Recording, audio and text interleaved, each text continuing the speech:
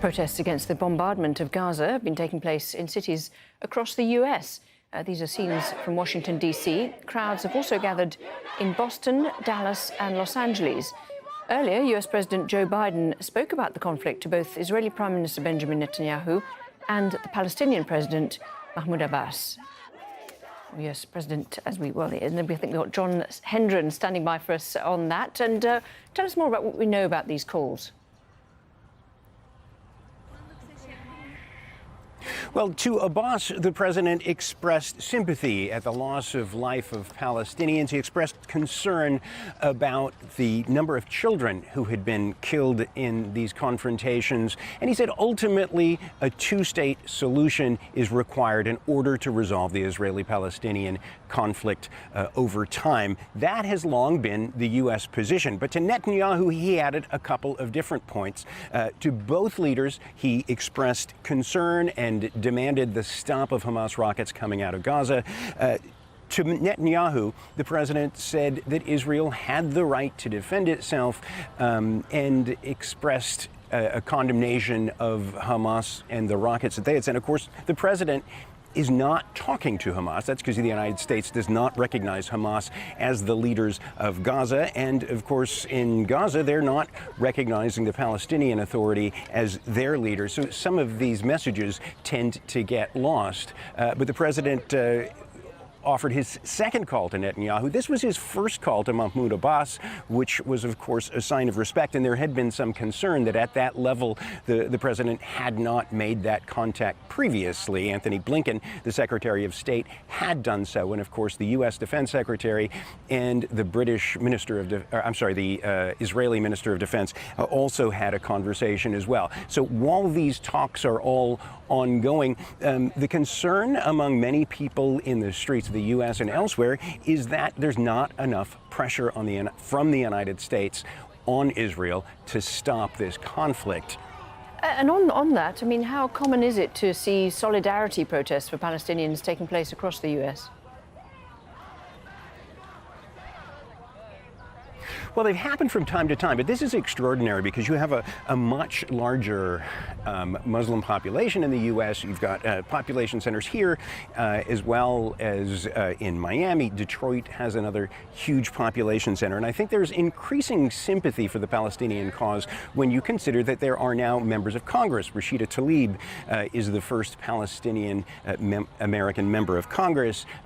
You also have Ilhan Omar, another Muslim American of Somali extraction, representing many other constituents.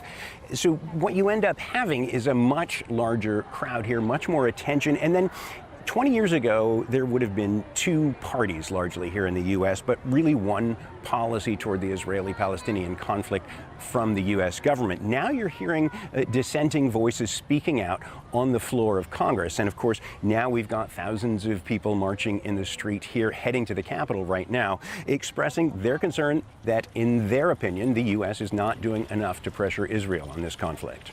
John Hendren, thank you very much indeed.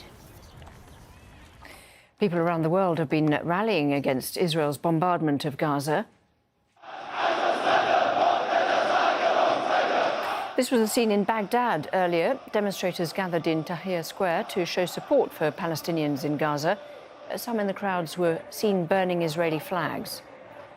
Demonstrators also gathered for solidarity protests in the Qatari capital, Doha. Hundreds of protesters waved Palestinian flags at the Grand Mosque in the centre of the city. And hundreds gathered in Tunisia's capital despite a coronavirus lockdown that was imposed recently. They're calling on Arab countries to reject normalising ties with Israel after 4 did so last year. In Paris, police used tear gas and water cannon against demonstrators who defied a protest ban to rally in support of Palestinians. The city's police chief deployed more than 4,000 officers on the streets and closed shops where the march was meant to start. The court had banned the protest over fears of violence. Demonstrations were allowed to go ahead in other cities, including Lille and Marseille. Thousands of protesters also took to the streets in London. Al Jazeera's Paul Brennan was there.